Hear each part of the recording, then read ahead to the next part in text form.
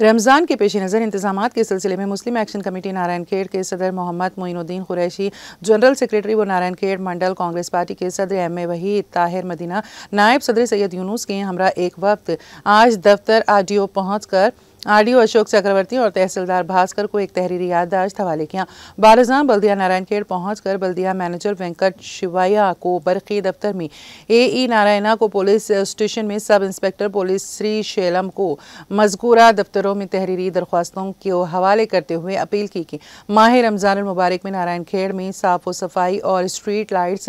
southern की सफाई,